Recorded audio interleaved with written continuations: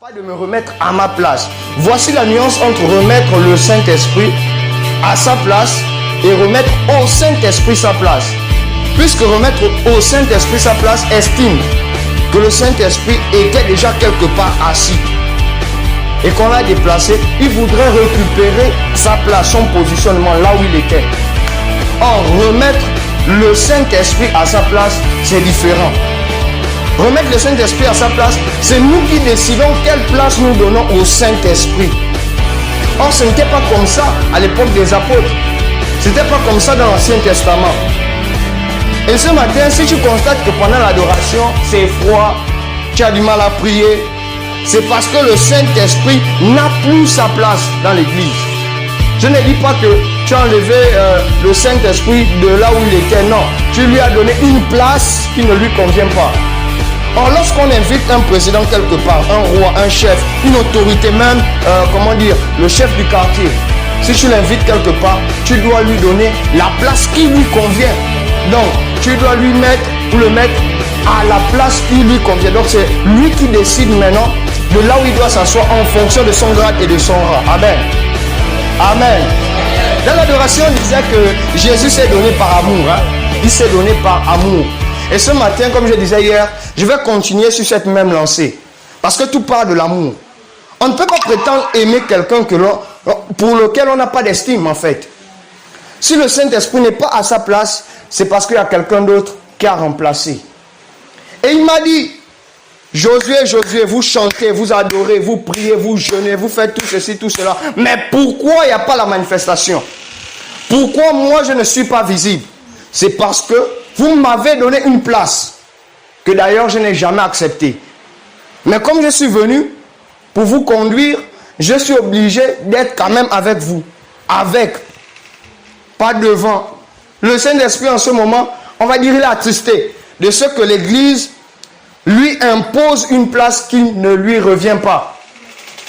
Quand on fait appel au président quelque part, si le président n'a pas la première place, si le président n'est pas assis au premier rang, aux places d'honneur, même s'il s'assoit au deuxième rang, il ne sera pas là, il sera juste là de présence. Voilà pourquoi on constate qu'il y a des chrétiens qui envient les apôtres de l'ancien temps. Les apôtres qui guérissaient les malades, ils ressuscitaient les morts avec leur ombre. Mais comment ces apôtres, tels que Pierre, un peureux, a pu ressusciter un mort avec son ombre? C'est parce qu'il a laissé le Saint-Esprit prendre sa place. Il n'a pas imposé au Saint-Esprit sa place. Il n'a pas donné à Dieu une place qui ne convenait pas à Dieu. Il a laissé Dieu prendre la place qui lui convenait. Et c'est là la nuance ce matin. J'aimerais que tu saches que le Saint-Esprit est déterminé à agir. Mais ça dépend de la position que tu lui accordes. Lui, il t'aime toujours, voilà pourquoi il est là. Il te regarde, il fait quelques mouvements, mais des fois, tu ne le connais même pas, tu ne sais pas comment il agit. Peut-être tu te dis que, oh, mais Josué aujourd'hui vient parler de quoi? Le Saint-Esprit m'a dit de nous dire, moi-même je suis dedans, que si on n'arrive pas à opérer dans la dimension à laquelle il nous attend, pas une dimension, il veut nous emmener à la dimension. Donc on doit monter à sa rencontre. Parce que dans Exode, ce n'est pas Dieu qui descendait à la rencontre du peuple. Mais c'est le peuple qui allait. Moïse conduisait le peuple vers la montagne, sur la montagne, au sommet. Élie est parti à la montagne. C'est là-bas où on rencontre Dieu. Mais nous aujourd'hui, qu'est-ce qu'on fait de lui? On lui dit, assieds-toi là. Même quand il ne veut pas, il s'assoit. Et on attend de lui qu'il agisse comme étant le souverain, alors qu'il n'est pas souverain dans nos vies. Et ce matin, nous donnerons au Saint-Esprit toute la place qui lui est due. Voilà pourquoi on parle de remettons au Saint-Esprit sa place. C'est qu'il était assis, la position qu'il a dans le ciel, la position qu'il avait dans la vie de Jésus, la position qu'il doit avoir en nous, on doit le lui restituer ce matin. Amen. Amen. Amen. Amen. Oh, Amen. Amen. Il y a juste s'efface, hein. Le Saint-Esprit veut parler. Amen. Amen. Ok. Rappelons-nous que lorsqu'on accepte Jésus, ce n'est pas d'abord pour qu'il soit notre grand frère ou notre ami.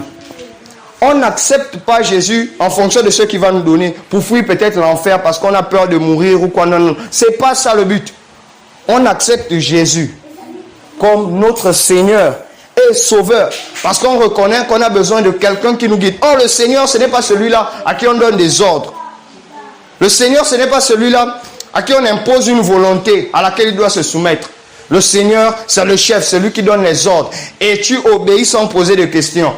Ce matin, je suis venu me livrer au Saint-Esprit. J'ai dit sans même qu'on m'explique pourquoi je dois me livrer. Je me livre seulement. Parce qu'en réalité, je reconnais que je ne suis pas arrivé au niveau où tu m'attends. On peut commencer à chasser les démons. Mais chasser les démons ne suffit pas. On peut commencer à guérir les malades, mais ça ne suffit pas. Le Saint-Esprit veut nous amener à la dimension d'adorateur, où nous sommes face à face avec lui. Mais tout ça émane de quoi? Ça émane de notre attitude vis-à-vis de sa personne. L'Église prie, mais l'Église ne le connaît pas. L'Église chante, prétend adorer, mais l'Église ne l'a pas connu. Voilà pourquoi on perd plus de temps dans l'admiration, la convoitise. On regarde aux apôtres en se disant que les apôtres, ils ont eu la grâce parce qu'ils étaient avec Jésus, ils ont vu tout ce que Jésus a fait. On est là maintenant dans l'admiration des hommes au lieu d'admirer celui qui faisait ses œuvres en nous, en eux plutôt. Mais le Saint-Esprit qui agissait avec est le même. Et il a promis que dans les derniers jours, plus que nous sommes dans les derniers jours, il a promis qu'il répandra de son esprit sur toute chair. Enfants, vieux, jeunes, papa, maman, papy, bébé. Non, les bébés ne sont pas encore conscients. Il répandra de son esprit sur toute chair. Toute chair qui s'attend à lui. Pour faire quoi? Parce qu'il avait déjà prévu que dans les derniers jours, le péché allait croître. Le péché allait grandir. Le péché allait se multiplier sur la terre. Tout comme au temps de Sodome et Gomorrhe, le péché s'était accru malgré tout ce que Dieu faisait pour prouver son amour. Rien n'était fait. Il avait prévu que le péché allait s'accroître sur la terre. Alors qu'il prévoyait ça, il dit quand même que l'amour du plus grand homme se refroidira. L'amour du plus grand homme se refroidira. Mais comment l'amour va se refroidir? Puisque l'amour est un sentiment qu'on a pour quelqu'un vis-à-vis de l'autre qui n'est pas basé sur l'attirance physique, qui n'est pas basé sur les richesses, les biens matériels, qui n'est pas basé sur un comportement quelconque. L'amour est un sentiment, selon Paul, qui est à la base de tout. L'amour supporte tout. Dans l'amour, il y a tout. Quand on parle d'amour, on parle de patience, tolérance, paix, joie, tout ce qu'on veut. Mais il y a toujours tout dans l'amour. Pourquoi? Parce que la vie même est née de l'amour. Et le Saint-Esprit n'aimerait pas qu'aujourd'hui l'Église se limite à rechercher ce qu'il donne. Voilà pourquoi il va dire par Jésus, recherchez premièrement. Et c'est la place que doit avoir le Saint-Esprit dans nos vies. À la place de Joe, enlève-moi, je ne suis pas le Saint-Esprit. À la place de Stevie, c'est le Saint-Esprit. À la place des apôtres, c'est le Saint-Esprit. À la place des prophètes, c'est le Saint-Esprit. À la place du pasteur, l'écossais, c'est le Saint-Esprit. Ce ne sont pas d'abord les dons. Ce ne sont pas maman d'abord. Ce n'est pas l'argent d'abord. Ce n'est pas les fruits de l'esprit d'abord. Tout ça vient quand le Saint-Esprit s'installe. Et au ciel, le Saint-Esprit n'est pas un esclave. Au ciel, le Saint-Esprit est Dieu. Mais ce même qui est assis sur un trône au ciel est sur la terre en nous. Mais comment se fait-il que Dieu, on lui donne une place, des fois même il peut être au sol, et nous sommes sur le fauteuil. Mais on a dit, Seigneur, Seigneur. Qu'est-ce que Seigneur si on n'obéit pas? Finalement, quel est le Seigneur de l'autre? Prions. On prie par occasion. Chantons, adorons, on chante par occasion. Méditons, parlons avec notre mère qui est la parole. On le fait rarement. Et on aspire à la manifestation totale du Saint-Esprit. Comment cela se peut-il? Tu jeûnes, c'est vrai. Tu pries, c'est vrai. Tu intercèdes, tu chasses les démons. Tu peux même guérir les malades. Mais ça, c'est parce que le Saint-Esprit a pitié.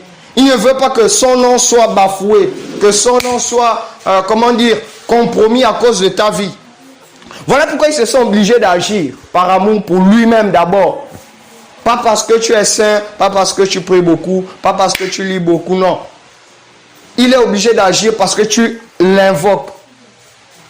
Mais le Saint-Esprit dans l'église actuelle n'est pas à sa place.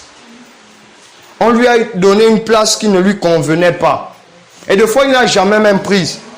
Tu invites quelqu'un chez toi et tu lui dis, mets-toi là. Tu sais que la personne est au-dessus de toi. Au lieu de dire même, par respect pour la personne, par estime, fais comme chez toi. Tu imposes à la personne de s'asseoir là. Et le Saint-Esprit que tu appelles, ce n'est pas n'importe qui. C'est l'Esprit qui pouvait ressusciter Jésus d'entre les morts. C'est l'Esprit par lequel nous crions, Abba Père. Mais comment se fait-il que tu appelles Jésus dans ton cœur et puis tu le mets au sol? Il s'assoit au sol, des fois il reste debout. Tu ne prends pas cas, tu ne fais même pas cas pour dire, ah mais l'invité là aussi, il est debout depuis là. Tu n'es même pas gêné. Nous ne sommes même pas gênés aujourd'hui.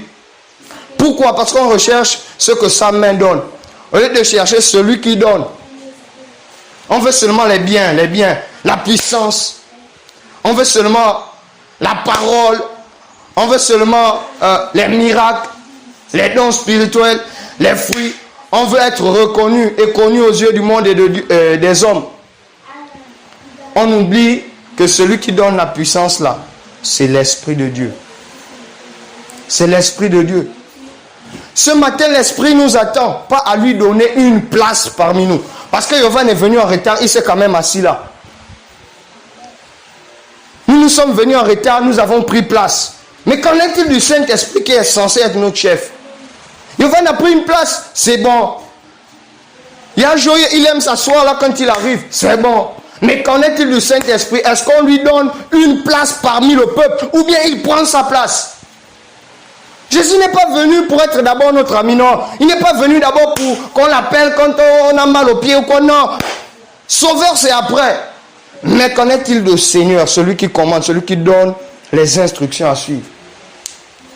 Tu veux opérer des miracles, mais tu n'arrives pas à te soumettre au Saint-Esprit qui est prétendu être ton Seigneur.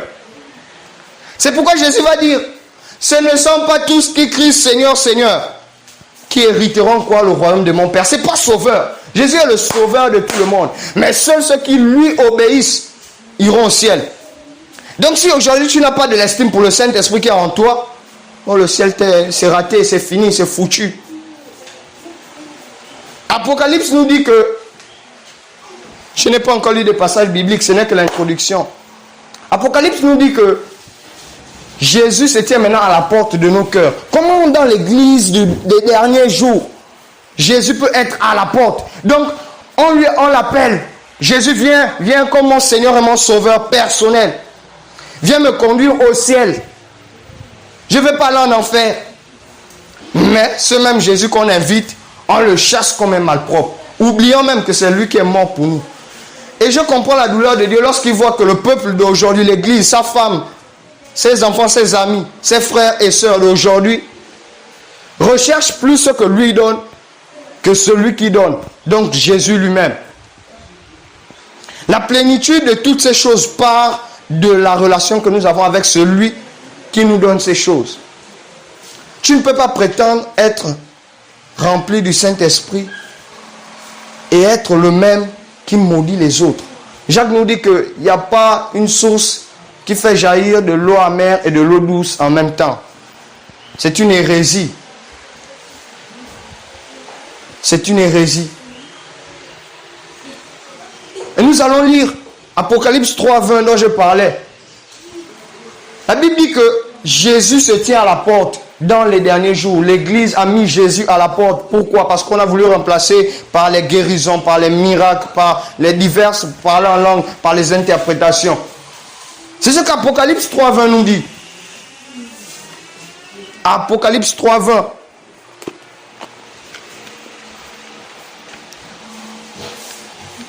Voici, je me tiens à la porte et je frappe. Si quelqu'un entend ma voix et ouvre la porte, j'entrerai chez lui, je souperai avec lui et lui avec moi. Ça, c'est l'apôtre Jean. L'apôtre Jean ne parlait pas aux païens. Eux, c'était des apôtres spécialisés dans le domaine des Israélites, des Juifs, donc des chrétiens. Parce qu'il y avait une catégorie à l'époque qui parlait aux chrétiens, et une catégorie, donc celle de Paul, qui parlait aux païens uniquement. Voilà pourquoi quand Jésus se révèle à Paul, il dit, je t'ai choisi du milieu de ce peuple des païens pour que tu ailles vers eux. Nous, aujourd'hui, nous sommes l'église. Donc, Jean s'adresse à nous. Dans sa vision, il voit que Jésus, le Seigneur, le Sauveur, est à la porte. La porte n'est même pas ouverte pour qu'il cogne poliment et qu'on lui dise de rentrer. La porte est fermée. À l'heure où nous parlons, peut-être nos cœurs ont une petite ouverture par laquelle on aimerait que Jésus rentre comme ça. Jésus, c'est le roi. Il ne peut pas se limiter, il ne peut pas en fait venir comme un simple homme. C'est vrai, il est humble, c'est vrai, il s'est fait misère pour que nous ayons la richesse et tout le reste. Mais là où il est ressuscité, il ne peut plus tolérer que l'église soi-disant qui est sa femme, son épouse. Parce que quand il reviendra, c'est pour chercher l'église qui est sa femme. Et Paul nous révèle que l'église est l'épouse du Christ. Donc Christ est la tête de l'église. Si on coupe la tête, le corps est mort. Le corps reçoit ses instructions du cerveau. S'il n'y a plus la tête, c'est qu'il n'y a plus le cerveau. Mais comment pouvons-nous prétendre être en vie sans notre chef, sans la tête, sans le cerveau?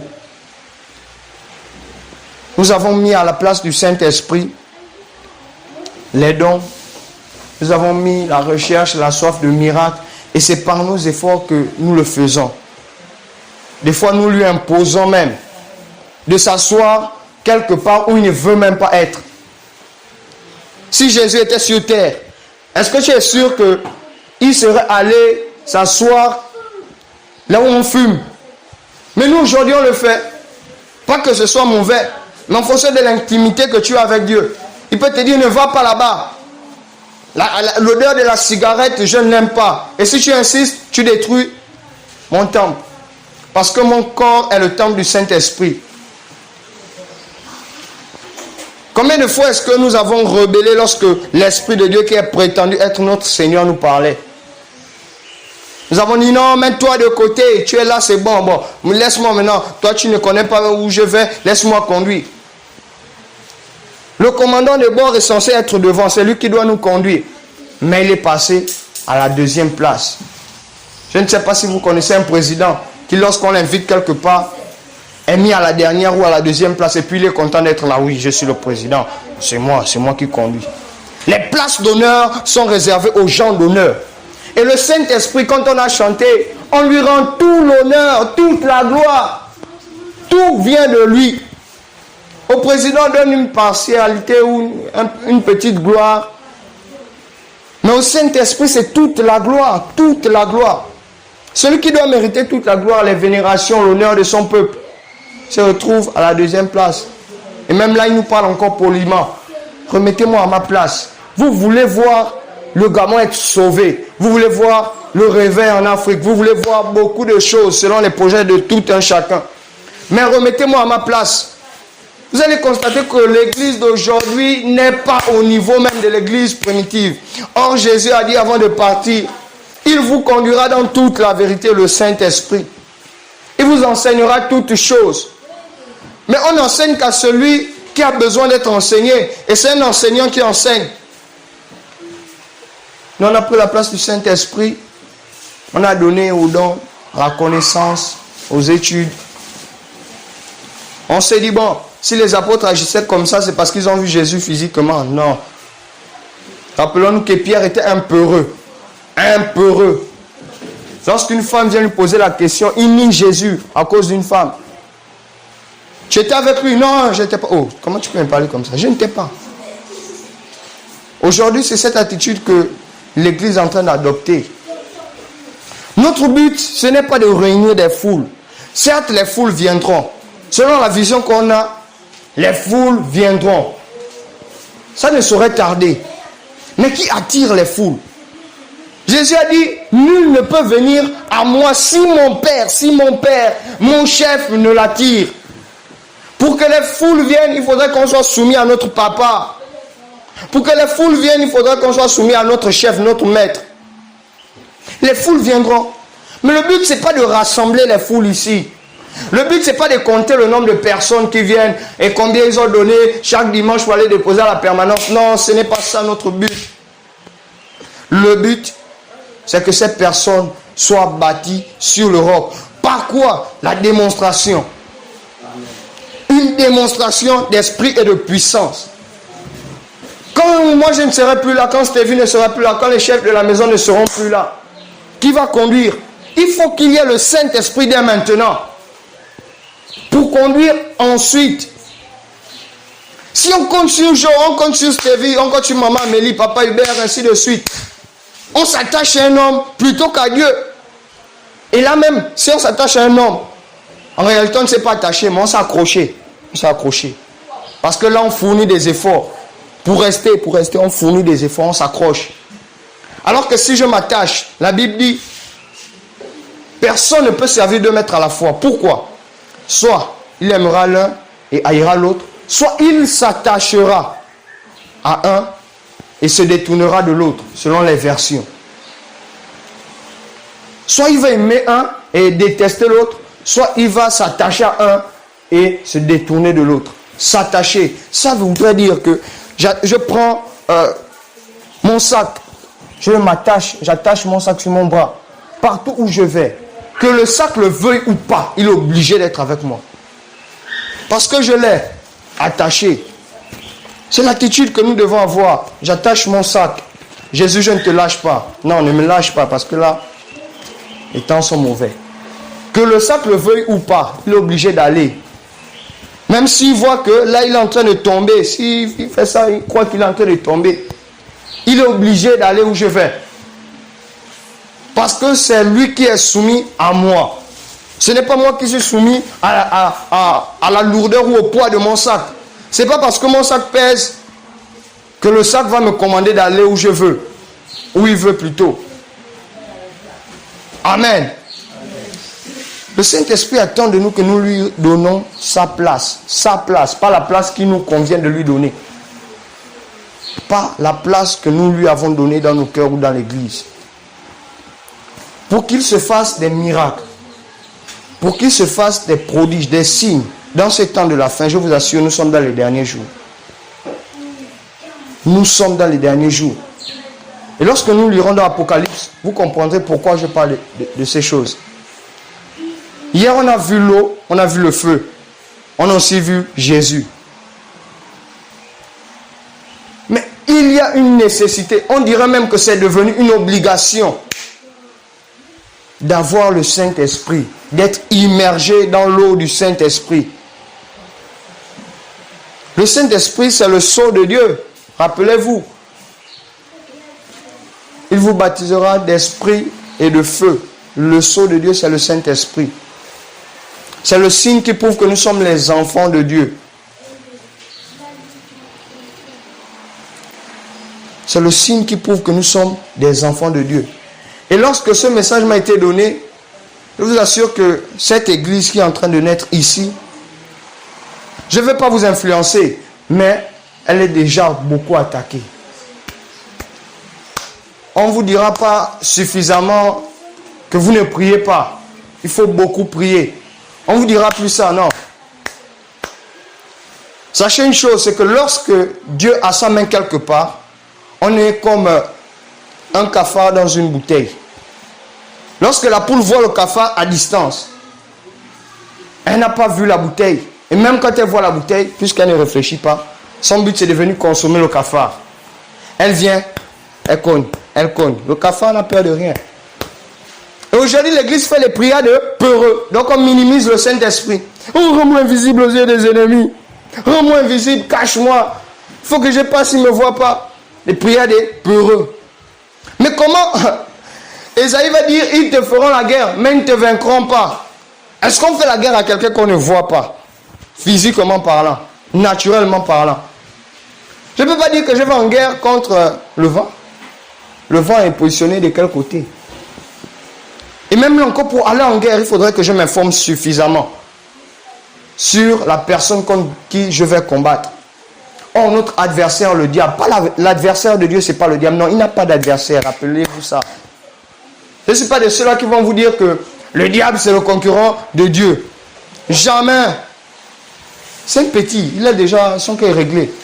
Dès le commencement, Dieu avait réglé son cas. Et il sait où il va. Voilà pourquoi il essaie de nous mentir un peu. Notre adversaire, le diable, rôde autour. J'aimerais nous dire Bien que nous prions ici, nous chassons les démons, les sorciers peut-être ou quoi. On envoie le feu, comme disait le pasteur. On fait ceci, on fait cela, on prie en langue, ainsi de suite. On ordonne aux démons de sortir, mais il ne part pas. Le démon peut sortir, mais il tourne, il rôde autour. Comme, il n'est pas un lion, mais il rôde comme un lion. Ça, chacun a un gros micro. On a amplifié sa voix pour faire peur. Ou même un chaton. Il rôde autour. La Bible dit que lorsque l'esprit impur est sorti d'un corps, il va. Il va. Après, il revient. Il regarde si les fenêtres sont ouvertes, la maison est bien propre. Ça prouve à suffisance qu'il ne part pas là où il doit aller. Mais il reste dans les alentours. C'est la même chose avec ces esprits malins qu'on chasse aujourd'hui. On chasse, tu n'as plus d'emprise dans cette maison, dans cette famille, dans ce cœur. Ils sortent tranquillement parce que là, ils ne peuvent pas supporter. Mais une fois dehors, tu n'as plus rien à leur dire. Parce qu'ils ont obéi à ton commandement, ils sont sortis de la maison. Ils sont maintenant dehors. Et là, tu ne vas pas les empêcher de tourner autour de ta maison. Comme on n'empêche pas un voleur de venir voler. Parce qu'on ne sait pas à quel moment il revient. Un démon sorti n'est jamais parti. Et lorsqu'il part, il va chercher des autres plus forts. Parce qu'il sent que là-bas, il y a l'autorité. Et lorsqu'il revient là, ce n'est pas pour jouer. Donc si nous jouons actuellement, on chasse un démon, on se dit qu'on a eu la victoire, c'est fini. Et qu'on ne maintient pas la flamme du Saint-Esprit à un endroit, ou dans nos vies, dans nos cœurs. Lorsque le démon là revient, avec 7 autres, il prend 7 autres plus forts, de plus haut grade que lui. Si lui-même c'était un 100 grade, il va chercher maintenant un lieutenant, commandant, capitaine, ainsi de suite, général, colonel, ainsi de suite. Ça va croissant. Pas des démons qui sont égaux. Mais le Saint-Esprit ce matin veut reprendre sa place. On prie beaucoup, on chante beaucoup, on lit beaucoup, peut-être. Mais tant qu'on n'aura pas connu notre Père, qui est le Saint-Esprit, tant qu'on ne sera pas édifié dans la foi, on ne verra pas la gloire de Dieu s'éclater. Jésus va dire à Pierre que Pierre, sur toi, je bâtirai. Il n'a pas dit j'attirerai les foules. Oh, c'est pas le but de l'église que d'attirer des foules. C'est pas le but de l'église que de compter qu'on a 1 milliard ou 1 million de personnes qui viennent occuper. Non, c'est pas ça le but. Certes, Dieu attire, il tient compte du nombre, mais le but ce n'est pas le nombre. Le but c'est de bâtir des hommes et des femmes solides sur le roc qui est Jésus. Mais par quoi bâtirons-nous des hommes et des femmes solides? Ce n'est pas une démonstration d'esprit et de puissance. Lorsqu'ils auront rencontré la puissance, le dynamisme de Dieu, leurs vies seront changées, transformées, bouleversées et impactées. Ce qui fait que l'église aujourd'hui soit comme endormie ou lasse. C'est parce que l'église n'a pas connu le Saint-Esprit en réalité. On a limité le Saint-Esprit au parler en langue. Dès qu'on ressent des frissons, on dit oui, l'Esprit était présent, mais ça ne suffit pas. Oh, l'Esprit n'est pas limité à me parler en langue. Jésus a dit, l'Esprit du Seigneur est sur moi. Sur, c'est le chef.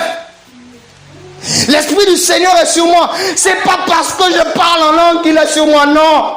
C'est pas parce que je suis là en train de chanter ou parce que je dis qu'il est sur moi qu'il est sur moi, non. Ça se démontre. L'Esprit du Seigneur est sur moi. C'est parce que les hommes voient qu'il m'a oint pour un but. Lorsque j'accomplis le but pour lequel je prétends avoir été oint du Saint-Esprit, c'est alors que les hommes reconnaissent qu'en réalité, celui-ci est rempli du Saint-Esprit. Celui-ci est oint du Saint-Esprit. Jésus a démontré partout où il allait qu'il était oint, rempli du Saint-Esprit. Et l'église actuelle, on a un gros défi. Jésus a dit que l'amour du plus grand homme se refroidira. Parce que le péché sera tellement grand. Et même si cela était possible, les élus de Dieu seraient séduits. Or, aux apôtres, il a dit, je répandrai mon esprit sur vous et tout le reste, vous allez propager l'évangile. Ça, c'était leur tâche. Mais ils ont opéré des miracles. Et il va encore plus loin, il dit, vous ferez des choses comme moi. Et plus que moi. J'ai envie de choquer quelqu'un ce matin. C'est sûr que tu dis que tu es chrétien. mais le Saint-Esprit m'a dit, vous n'êtes pas chrétien. Nous ne sommes pas encore chrétiens, du moins. Pourquoi? Pas parce que on n'a pas réellement accepté Jésus, mais c'est parce qu'on peut donner la place à un président, on peut lui faire passer au pouvoir, mais lui, il est passé au pouvoir, il n'a pas le pouvoir. Et ici, nous sommes bien placés pour le savoir. On a un président, mais aujourd'hui, il n'est plus actif, il n'a plus de pouvoir, ce qui fait que même lorsqu'il prend une décision, on s'en fout, on s'en moque. Personne ne tient compte de ce qu'il a à dire, ou voilà. Il est au pouvoir, mais il n'a pas le pouvoir. Pourquoi? Parce que personne ne se soumet à ce qu'il dit. Et c'est le cas pour le Saint-Esprit. On n'est pas des chrétiens, ou du moins, on n'est pas encore devenus des chrétiens, parce que Christ n'est pas totalement formé en nous. La Bible dit que ce n'est pas à nous de dire que nous sommes des fils de Dieu, mais le monde attend la révélation. Ils attendent la révélation. Et c'est lorsqu'ils ont vu la révélation des fils de Dieu dans la vie des apôtres, qu'ils ont dit, waouh, ceux-là, ce sont des chrétiens. On a vu Jésus en eux. Donc je m'attends à ce que Jésus soit en moi, Jésus soit vu par moi. Tout ça émane de la relation que j'ai avec lui. Jésus n'est pas d'abord venu pour nous combler de biens, non, non, non, il veut être notre Seigneur. C'est alors que toutes ces choses suivront. C'est alors que toutes ces choses suivront. La tâche que nous avons, nous l'église d'aujourd'hui, ce n'est pas de rechercher d'abord les dons. Ce n'est pas de faire des offres aux pauvres, aux démunis, non. S'il n'y a pas l'amour, Paul dit que ça ne sert à rien. Mais qui répand l'amour dans nos cœurs, c'est le Saint-Esprit. Oh, si tu n'as pas le Saint-Esprit, ne pense pas que tu aimes. En réalité, tu n'aimes pas, tu es en train d'apprécier, tu affectionnes. Et l'église même n'aime pas le Saint-Esprit. L'église même n'aime pas le Saint-Esprit. Parce que quelqu'un qu'on aime, on lui prouve qu'on l'aime. Quand j'appelle maman, je ne peux pas lui demander de s'asseoir au sol ou bien sur une chaise inférieure à la mienne. Même si je suis chez moi, je ne peux pas le faire parce que j'aime ma mère et je reconnais qu'elle est au-dessus de moi. Mais nous aujourd'hui on appelle le Saint-Esprit et lorsqu'il veut commencer à agir au milieu de nous, amen, amen. On a tendance à lui donner de l'eau à la place du vinaigre, du vinaigre à la place de l'eau. On lui donne du vinaigre à la place de l'eau. Et c'est même pas qu'on le fait inconsciemment, on fait exprès. Parce qu'on a soi-disant le choix.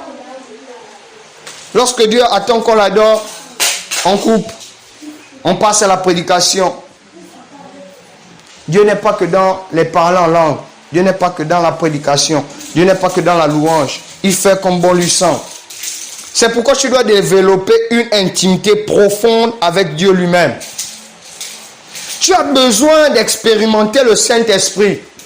C'est lui ton papa, celui qui est censé te donner la force nécessaire. Pour aller en évangélisation, tu ne vas pas compter sur maman Amélie. Non, non, non. Tu ne vas pas compter sur Stevie. Tu ne vas pas compter sur papa Hubert ou quelqu'un d'autre. C'est le Saint-Esprit qui donne à chacun l'amour, qui donne à chacun la soif.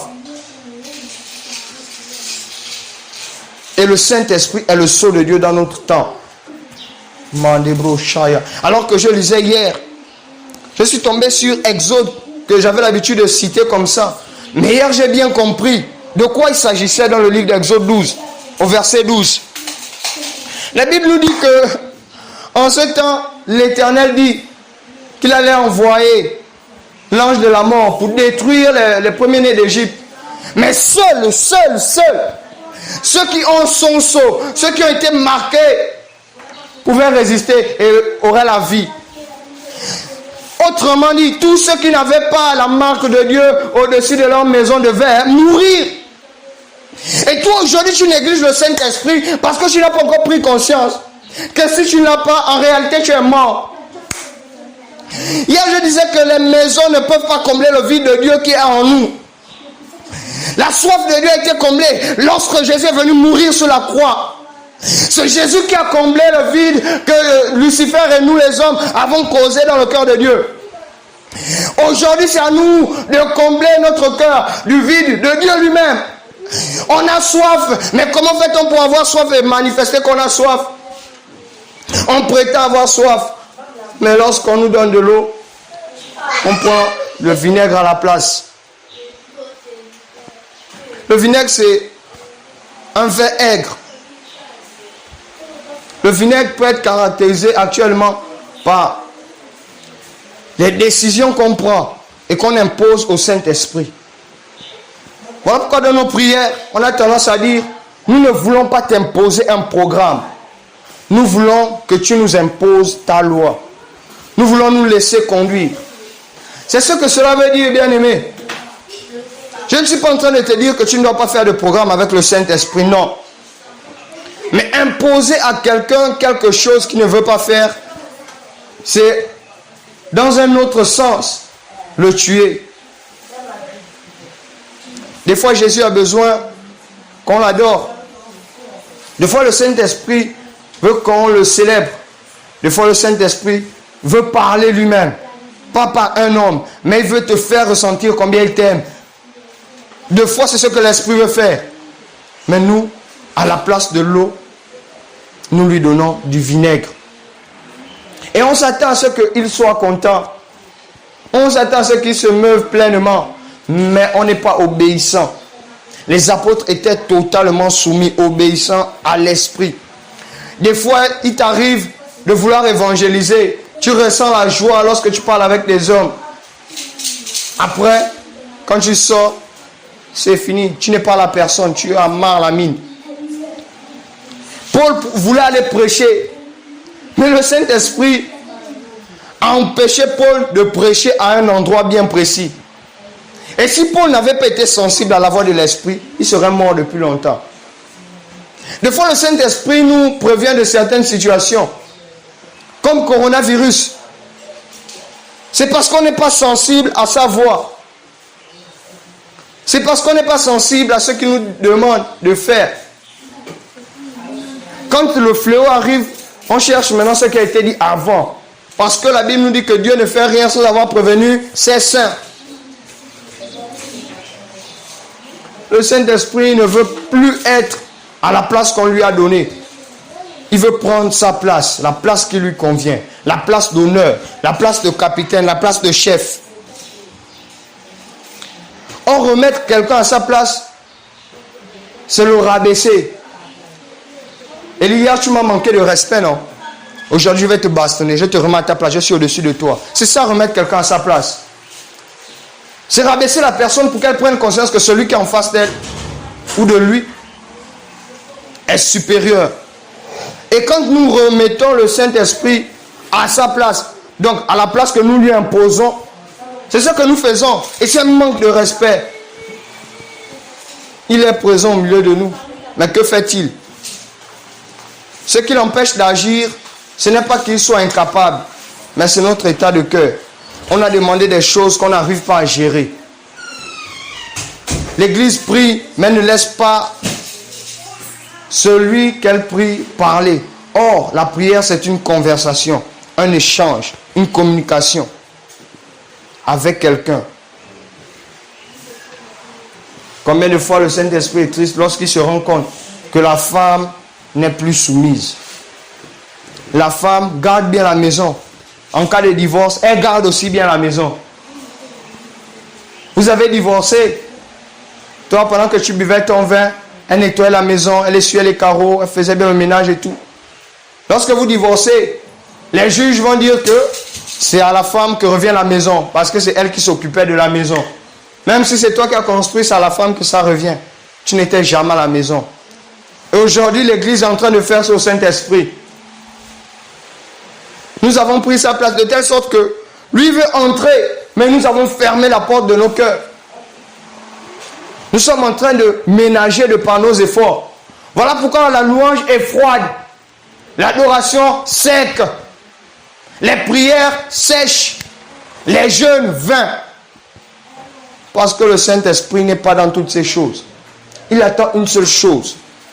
Pas qu'on aspire au don, pas qu'on aspire à ce qu'il nous donne. Ça viendra après. Mais il veut que l'Église l'aime parce que lui d'abord, il a aimé l'Église. Pas parce que l'Église aurait 10 000 membres. Pas parce que l'Église aurait un pasteur qui est évidemment puissant, bien connu. Pas parce que l'Église opérerait dans une dimension extraordinaire, mais il attend que l'Église que nous sommes, que nous constituons, le remette à la tête. Il veut que tu dises, il n'y aura pas mes enfants d'abord, il n'y aura pas le travail d'abord, il n'y aura pas mes problèmes d'abord, il n'y aura pas les difficultés d'abord. Tu seras à la première place. Et je nous assure que lorsque l'on aura fait ceci, l'Esprit lui-même attestera qu'en réalité, vous avez fait le bon choix. Nous avons fait le bon choix. Parce que jusqu'à maintenant, l'Église n'aime pas le Saint-Esprit. C'est un faux amour. Ou du moins un amour par intérêt, comme disait quelqu'un. L'amour par intérêt. Parce que Dieu nous donne la vie, on le sait. Parce qu'on veut fuir la mort, on le sait. Parce qu'on est en bonne santé, on le sait. Mais même là encore, on n'a pas atteint la dimension absolue où le Saint-Esprit se manifeste. Où le Saint-Esprit lui-même, pas à l'aide des hommes, où le Saint-Esprit lui-même parle. Au temps des apôtres, c'était ainsi. Lorsqu'on invoquait le Saint-Esprit, il se manifestait, il parlait. Mettez-moi à part Paul et Barnabas. Ce n'est pas un homme qui l'a dit. La Bible nous précise que c'est le Saint-Esprit qui dit, mettez-moi à part Paul et Barnabas. Mettez à part. L'Église doit être mise à part pour un but bien précis. L'Église doit être mise à part. L'heure est grave. Nous sommes en train de négliger les clés de notre royaume, de notre salut. Alors qu'il y a ce fléau qui s'abat dans le monde. Alors qu'il y a le coronavirus qui se répand dans le monde. Voyons ce que dit la Bible. Dans Apocalypse 6, du verset 1 au verset 6. Nous sommes dans le livre de la fin. Pourquoi? Parce qu'effectivement, nous sommes dans les derniers jours. Nous sommes dans les derniers jours. Et dès le commencement, Dieu avait prévu la fin de toutes choses. Apocalypse 6, 1 à 6. Nous dit, je regardais quand l'agneau ouvrit un de sept sceaux. Et j'ai entendu l'un des quatre êtres vivants qui disait, d'une voix comme celle de tonnerre, viens. Je regardais, voici parut un cheval blanc. Celui qui le montait avait un arc. Une couronne lui fut donnée. Et il partit en vainqueur et pour vaincre. Quand il ouvrit le second sceau, j'entendis le second être vivant qui disait, viens. Et il sortit un arbre, un autre cheval, roux. Celui qui le montait reçut le pouvoir d'enlever la paix de la terre. Celui qui le montait reçut le pouvoir d'enlever la paix de la terre, afin que les hommes s'égorgeassent les uns les autres. Et une grande épée lui fut donnée. Quand il ouvrit le troisième sceau, j'entendis le troisième être vivant qui disait, viens. Je regardais et voici parut un cheval noir. Celui qui le montait tenait une balance dans sa main. Et j'entendis au verset 6, au milieu des quatre êtres vivants, une voix qui disait, une mesure de blé pour un denier et 3 mesures d'orge pour un denier. Mais ne faites point de mal à l'huile et au vin. Ne faites point de mal à l'huile et au vin. Ne faites point de mal à l'huile et au vin. Au verset 4, on nous parle de l'ange qui vient ôter la paix de la terre. Il a l'épée pour faire en sorte que les hommes s'égorgent entre eux. N'est-ce pas qu'aujourd'hui on a de tels actes? On voit qu'il y a des papas qui tuent leurs enfants ou des enfants qui tuent leur papa. Il y a des frères qui s'égorgent, qui s'entretuent entre eux-mêmes. Il y a des amis qui se tuent. Selon que Jésus avait prophétisé en Matthieu, je pense 25, qu'un frère livrera son frère. On vous fera la guerre, mais ils ne vous vaincront pas. C'est ce que Jésus avait dit. Pas parce qu'on a fait les arts martiaux. Pas parce que vous êtes costaud, pas parce que vous êtes grand, pas parce que vous êtes barbu, moustachu, velu, poilu, non. Mais tout simplement parce que le vin, c'est l'ivresse de l'esprit. Paul a dit. Ne vous enivrez pas de vin, mais soyez au contraire ivres de l'esprit. Ce qui veut dire que parmi les symboles ou les noms du Saint-Esprit, on a aussi le vin. À la place de boire le vin qui rend ivre, on doit boire le Saint-Esprit. On doit être ivre du Saint-Esprit. Et quand tu constates l'attitude de quelqu'un qui est ivre, il n'a peur de rien. Pas parce que c'est comme ça qu'il est ou parce qu'il est costaud, non. Il peut voir un grand détail, un costaud catcheur de 2 mètres ou 3 mètres environ. Lui, il n'a que 1,50 m. Mais lorsqu'il est ivre, il n'a pas peur du gars. Non pas parce que ses yeux voient mal ou bien ses yeux font quelque chose de bizarre. Mais parce qu'il est ivre. Quelqu'un qui est ivre est inarrêtable. S'il avait peur du noir, il marche dans le noir. Il peut même dormir au sol. Il n'a pas peur. On ne fera pas de mal à l'huile et au vin. Le vin est représenté ici par l'ivresse, le Saint-Esprit. Lorsque nous avons le Saint-Esprit en nous et que nous nous soumettons à ce qu'il nous demande de faire, nous sommes ivres de lui. Et l'abondance qui émane de notre cœur, c'est quoi? La reconnaissance. Ce qui fait que lorsqu'il nous demande de faire quelque chose, dis à un niveau, nous, quelqu'un qui est ivre, qui a bu du vin, d'aller là-bas, tu verras sa réponse. S'il n'y a pas la bière devant, il ne part pas. Celui qui est ivre est comme un fou. Il peut marcher nu, tu lui dis que mais tu es nu, il s'en fout. C'est cette attitude que nous devons avoir dans ce temps de la fin. Le Saint-Esprit, c'est le vin. Maintenant, l'huile, à laquelle on ne fera pas de mal. C'est qui? C'est quoi? L'huile, c'est l'onction du Saint-Esprit. On commence par oindre avant d'être ivre. Voilà pourquoi Apocalypse nous dit qu'on ne fera pas de mal à l'huile et au vin. Ceux qui sont oints du Saint-Esprit, ceux qui sont immergés dans les eaux de l'Esprit, ceux qui sont dans le torrent même de l'Esprit, ceux qui sont noyés, trempés, inondés par l'Esprit, c'est ceux-là qui ont l'huile. Essaie d'attraper quelqu'un qui a l'huile. Même le silure. Tu verras que tu n'arrives pas parce qu'il glisse. Parce qu'il glisse. Et le Saint-Esprit, c'est ce monsieur, c'est ce Dieu qui doit être au-dessus de nous, qui doit être autour de nous, qui doit être en nous aussi et manifesté par nous pour les autres. Le Saint-Esprit, c'est l'huile à laquelle on ne peut faire de mal. Le Saint-Esprit, c'est le vin qui nous rend ivres de Dieu, amoureux de Dieu, passionnés de Dieu, fous de Dieu. C'est le Saint-Esprit par lequel nous crions Abba Père. Amen. Dans ce même livre d'Apocalypse, au chapitre 7, au verset 3, c'est comme la suite du livre du chapitre 6. La Bible nous dit, ne faites point de mal à la terre, ni à la mer, ni aux autres arbres, jusqu'à ce que nous ayons marqué du sceau le front des serviteurs de notre Dieu. En prélude, on disait que le Saint-Esprit, c'est le sceau de Dieu. Ici, Apocalypse continue en disant que Corona ne fera pas de mal aux arbres. La preuve, c'est que les arbres sont toujours bien portants. Corona ne fera pas de mal aux poissons. Les poissons sont toujours bien portants. L'herbe et tout le reste est bien.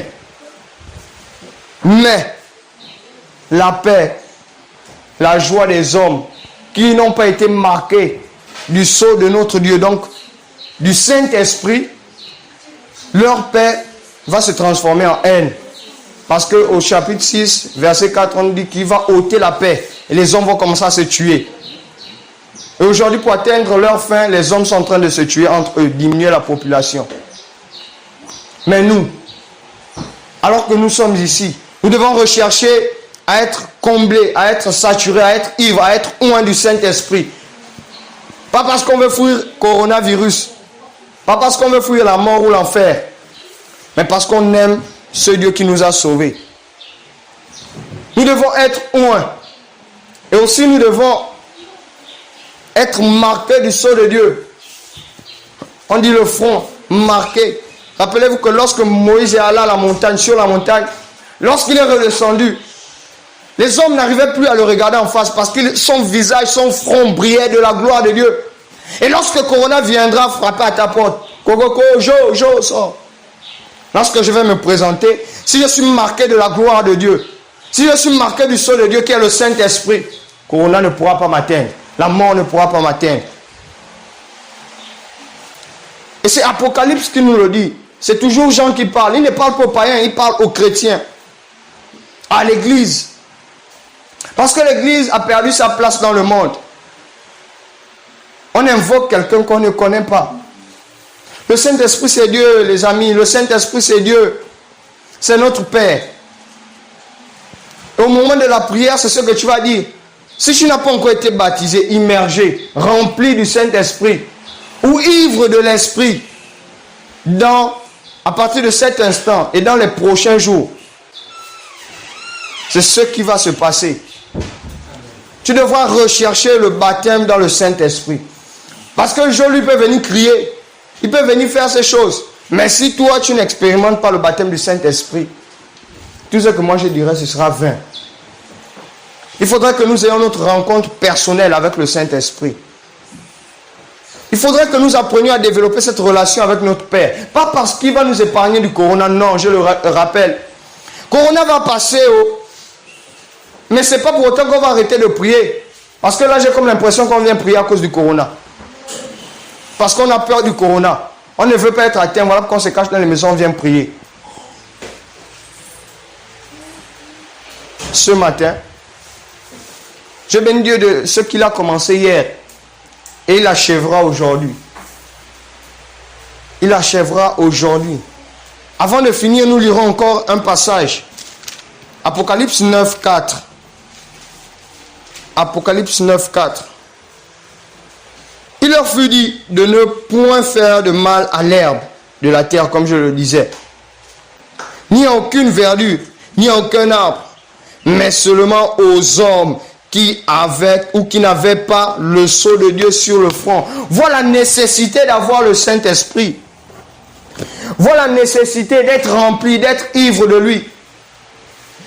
Voilà la nécessité d'être amoureux de Dieu. Pas parce qu'il ne va pas parce qu'il va te protéger du coronavirus, mais parce que tu l'aimes. Nous avons trop négligé le Saint-Esprit, mes amis.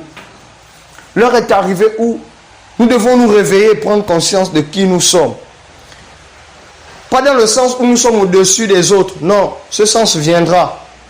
Mais dans le sens où nous sommes en dessous du Saint-Esprit. Nous devons démontrer cela par nos actes, par notre attitude. De telle sorte que lorsqu'on se réunit, je disais qu'il y aura des milliers de personnes. La dernière fois, je voyais 300 personnes ici. On avait, je pense, 3 tentes. Je voyais 300 personnes ici. Je ne sais pas d'où ça venait. Mais l'Éternel me dit que ce n'est pas le but. Ça, ce n'est pas le but. Je ne vais pas faire ça pour que vous glorifiez, pour dire que on a réuni 300 personnes. À nous les jeunes, Stevie et moi, Maman Amélie, on a réuni 300 personnes. C'est que les anciens qui sont dans les provinces n'arrivent pas à faire. Pas pour nous glorifier. Parce qu'ils voudraient que dans notre génération, on baptise des jeunes. Parce que nous sommes jeunes nous-mêmes. Aujourd'hui, les jeunes se disent que la vie chrétienne, c'est pour les vieux. Mais moi, j'ai décidé, voilà mon objectif. Que tant que je vivrai, et j'ai fait un pacte avec Dieu, que si tu ne me oins pas avant 21 ans, pour parler aux jeunes de ma génération, pour démontrer que tu es réel, ne t'attends pas à ce que je te serve plus tard avec toute ma capacité, toutes mes forces. Et Dieu est fidèle à sa promesse, de ce que c'est lui qui m'a appelé. Et je sais où je vais. Lorsque je vais retourner, je sais à quel âge je vais retourner.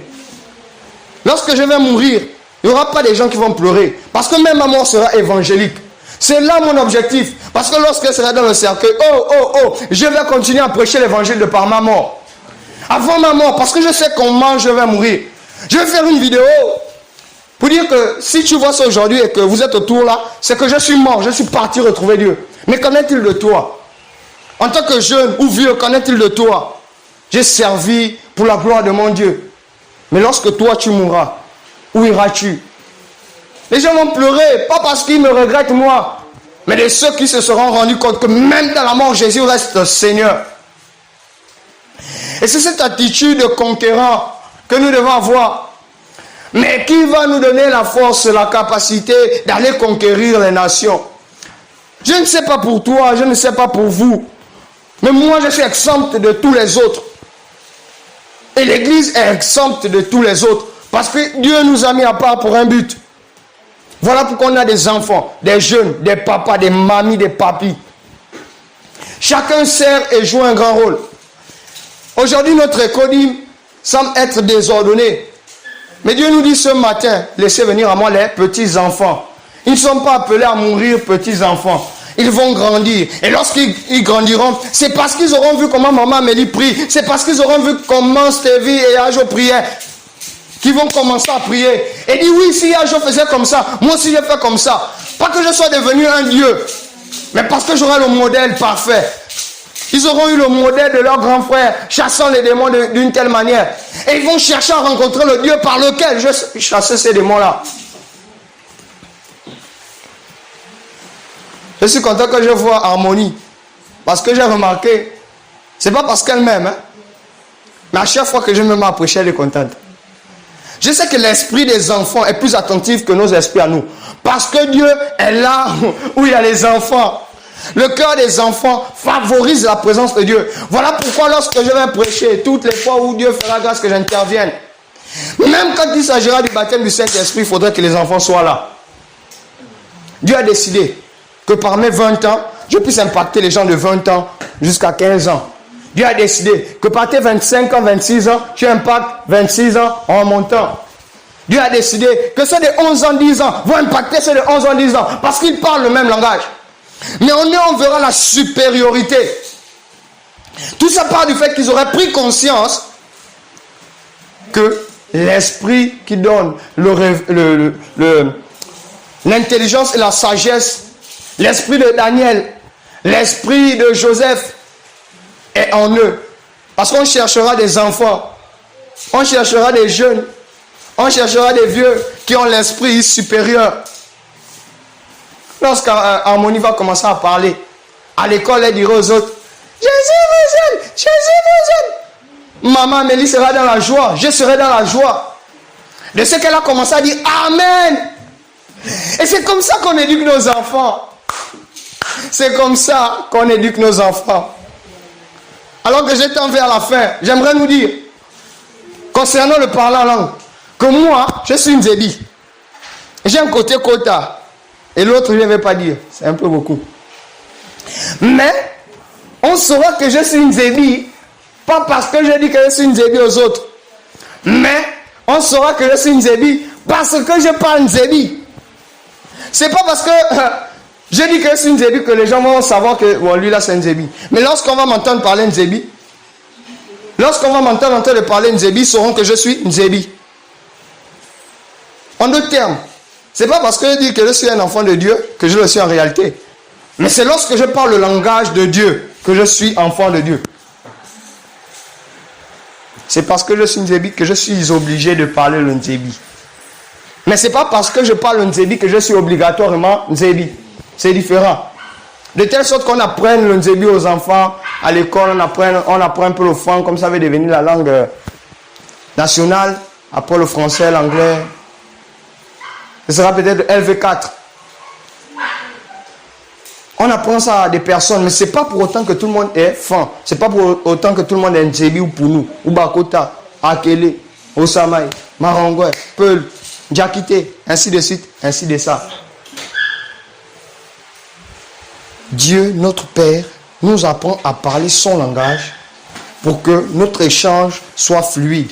Voilà pourquoi les personnes qui disent que le parler en langue, c'est le seul signe qui prouve que Dieu est dans la vie d'une personne, ont à moitié tort, à moitié raison.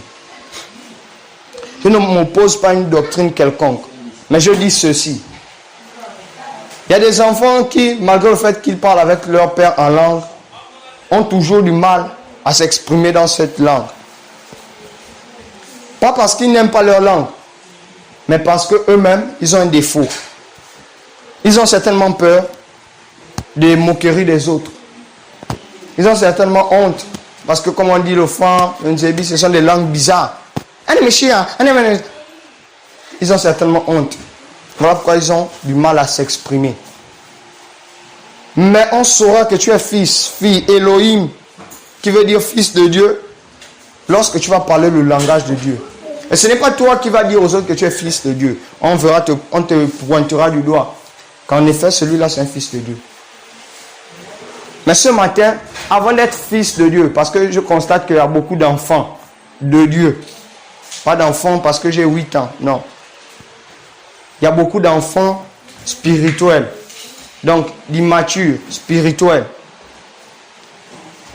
Ce matin, il faudrait qu'on prenne conscience que le Saint-Esprit est le seul. Rappelle-toi d'Apocalypse, le livre de la fin. Le Saint-Esprit est le seul, à cause duquel on ne fera pas de mal aux hommes. Mais pas n'importe quel homme. Pas les hommes qui sont forts. Pas les hommes qui ont beaucoup d'argent. Ceux qui auront l'huile sur eux.